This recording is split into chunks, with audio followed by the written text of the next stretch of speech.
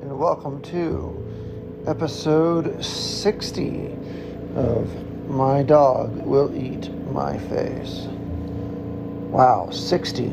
That's quite a number. Anyway, as some of you may or may not know, with my disease, there are a lot of ups and downs. It is generally on a downward trend, meaning that I am getting worse and worse overall. But some days I'm actually doing quite well, and some days I'm doing much worse. And I think the example that I'm pulling here to share is a case where I was indeed actually far worse off than I normally otherwise would be. I say that because I lost my ability to walk. I was grossly confused and out of my mind, for lack of a better phrase.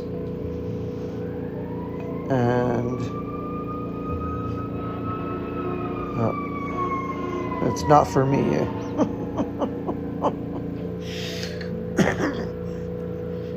And I suffered also from extreme fatigue, which is still lingering.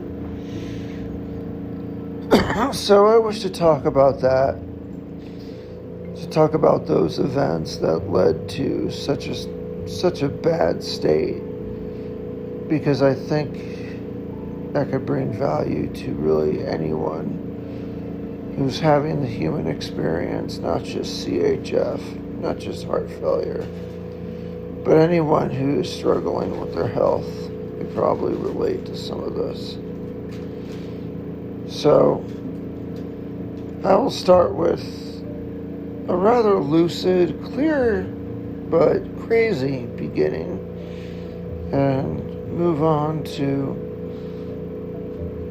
just a downward spiral, frankly, of confusion and total blackout. My memories of these events are totally blacked out.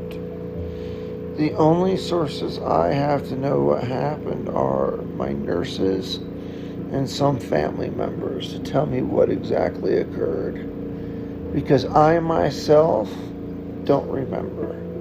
For all I know, I flew to Rome and made out with the Pope, and then took a boat tour to Capri and swam with Trajan's minnows. I have no idea. Something could have happened and I would not remember. But my family remembers, and thankfully the client remembers. So without further ado, I will explain those things, starting with the relatively benign-ish, less sensitive area before things really spiraled out of control.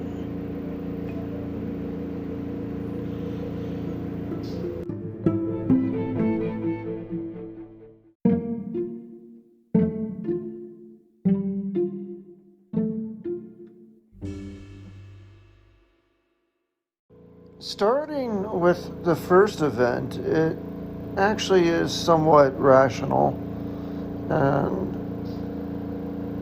well, I think fairly orchestrated.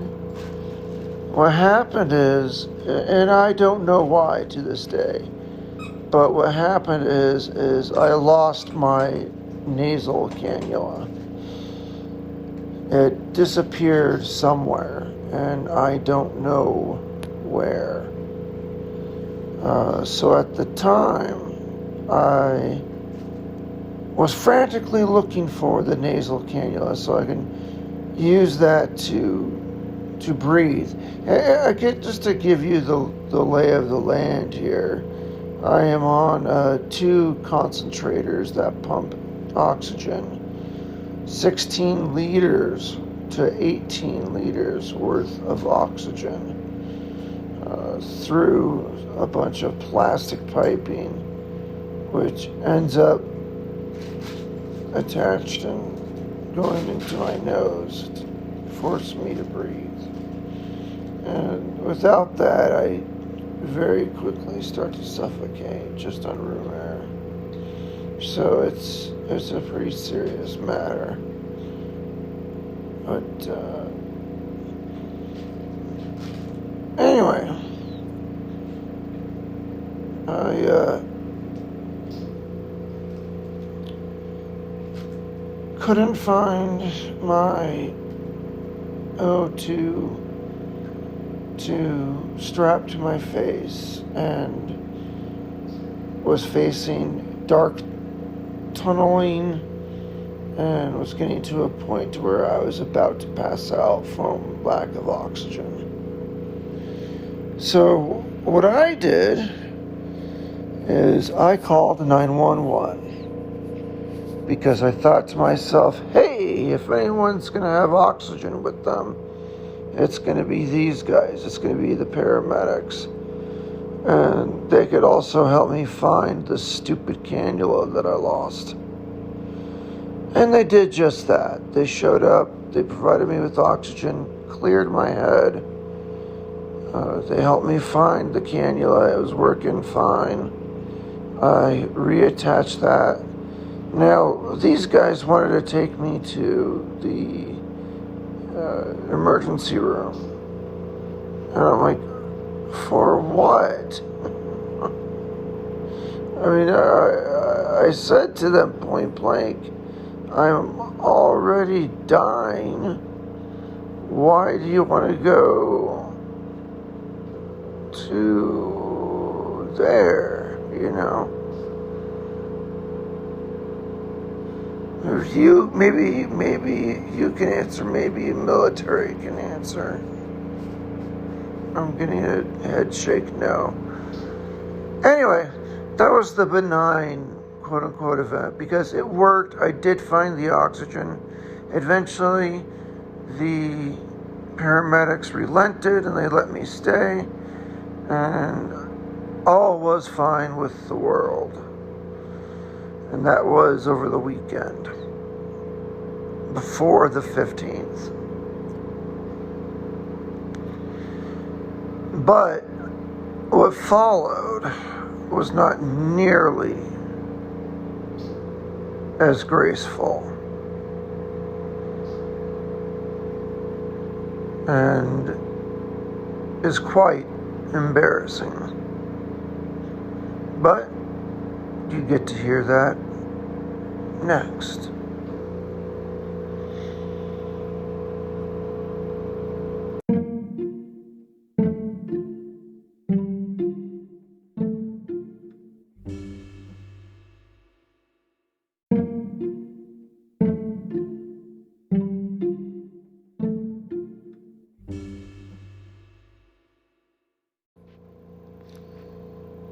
In order for one to describe the symptoms I was feeling, as of, I believe, the 15th, it takes a little bit of memory jogging for me because I've blacked it all out. I rely entirely on what family has told me and what hospice nurses have told me.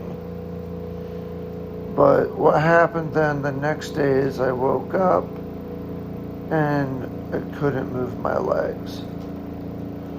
So I called Halcyon right away. And according to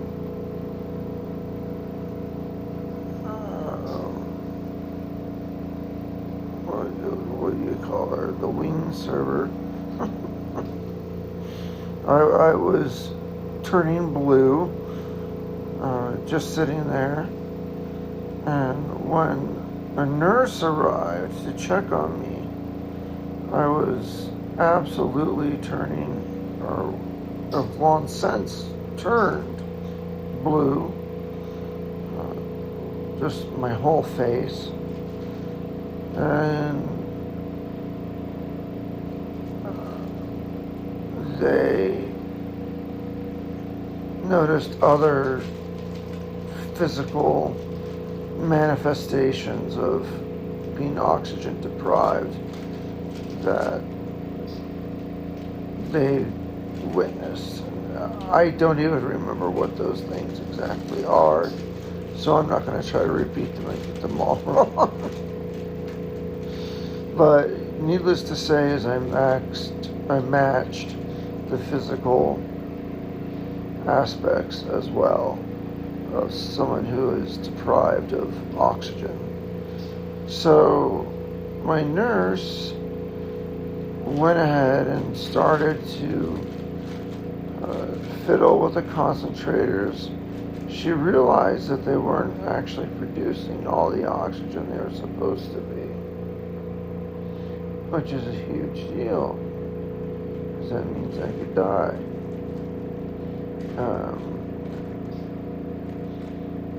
But thankfully it was only 3 hours. So that's good at least. Anyway,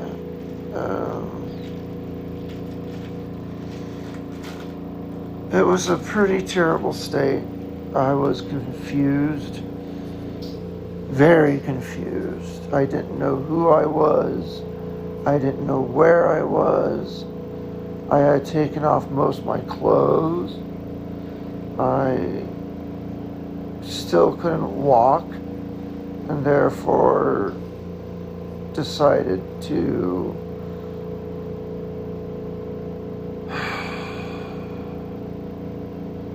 treat the corner of a room as a bathroom.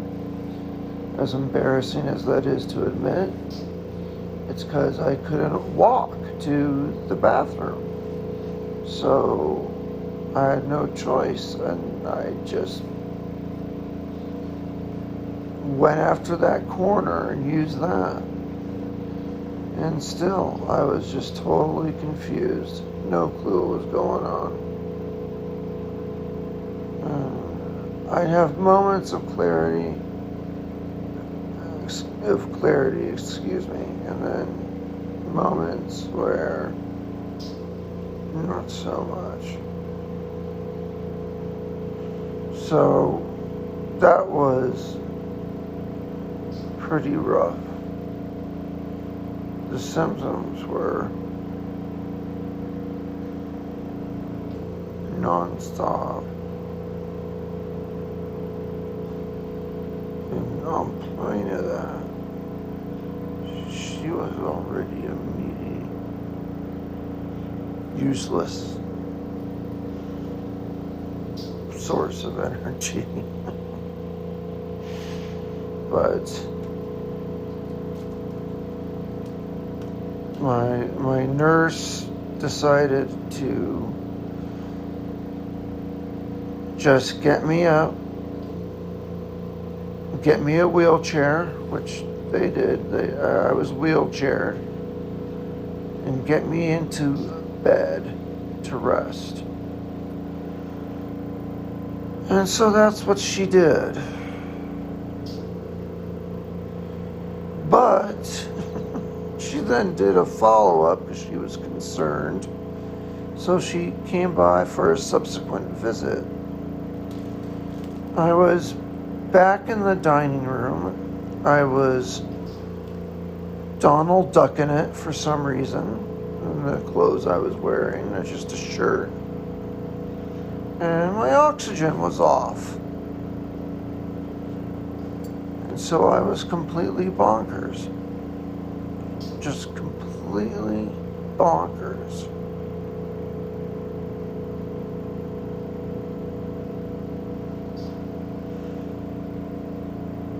So,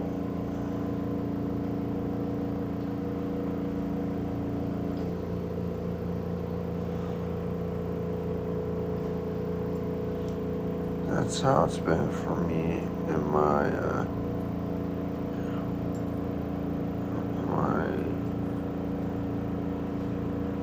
rent time with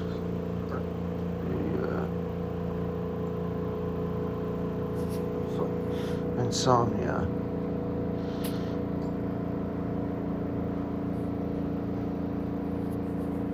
It was, needless to say, quite a nightmare. And I had to find a way out of it, which I thankfully did.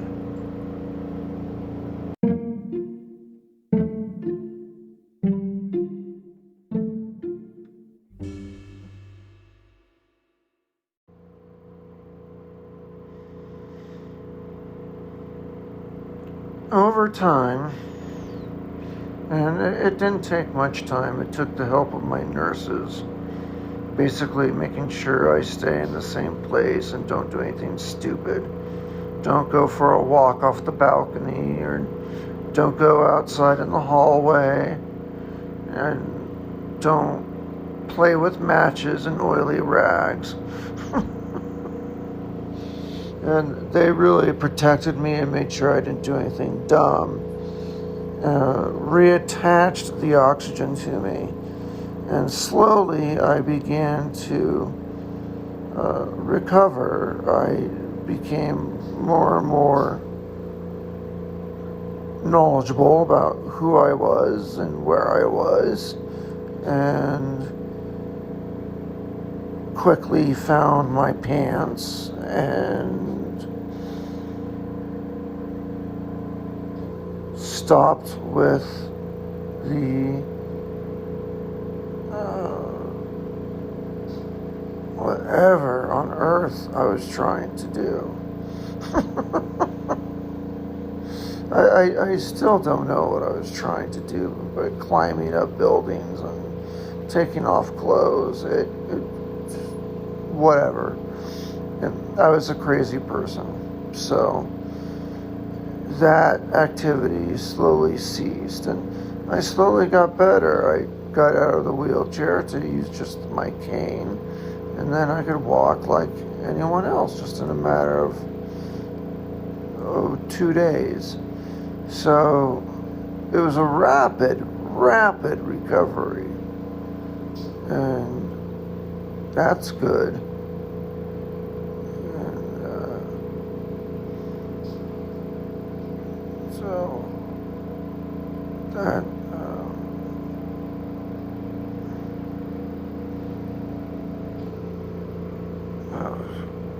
was good.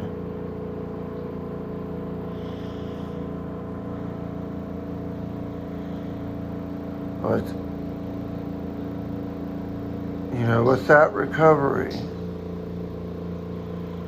I still live in the shadow of the fear of it happening again. What if it happens again? What if what I do is much worse? These are all things to consider. And so, once I recovered, I developed a monitoring plan with my social worker, who will call me on Thursday and make sure I'm doing okay. And if she can't reach me, either she herself or a maid, not maid, what am I thinking? A nurse. A nurse will come and visit me and make sure I'm okay.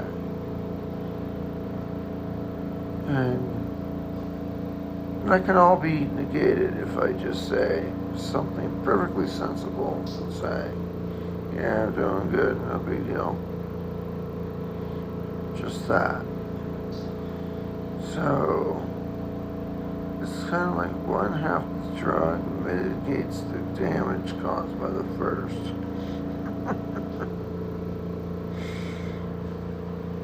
But I think I'm going to stay away from that for a long time.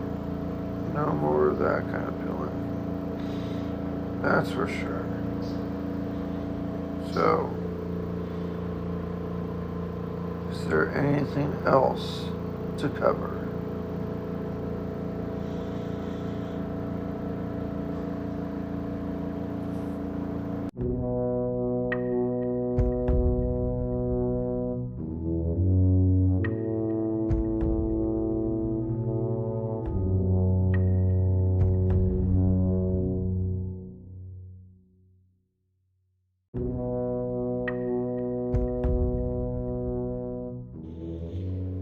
Well, I think with that, I'm going to close out this week's podcast, even though it's a little short.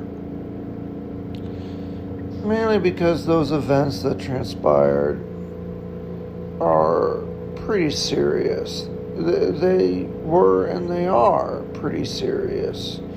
I had lost control of myself and my mind. It was absolutely terrifying. And that all derived from lack of oxygen. So, I don't know. If you know anyone who's iffy about wearing their oxygen, tell them my story. Tell them that it's not funny. It's not a laughing matter. You can have serious consequences for refusing to take the oxygen. Serious consequences. And hopefully none of my listeners are like that, but they probably know someone who's like that. An uncle, a dad, says, "Oh, I'm fine," gruff, gruff, gruff. But I'm here to just underscore the importance of that. And I try to accomplish that by sharing my story. And I hope I succeeded at least in making sure the gravitas of it is well understood. So, with that, I deeply want to thank you all for listening in to my podcast. And I must remind you to follow and also turn on notifications. Remember, that's usually a different button that tells you whether or not you are getting notifications so you don't miss future podcasts. Also, I think that's about it. And I hope none of you deal with what I've dealt with. I wouldn't wish it upon anyone. It'll probably happen again with me. It's just unknown as to when. And that's just unfortunate. So, please, hang in there, and we'll make it happen. I don't know what we'll make happen. We'll make something happen. Cliche compliments now. Ooh, scary. Ooh, okay. On that note, I do hope to speak to you next week. And for now, I'm just going to say, Auf Wiedersehen.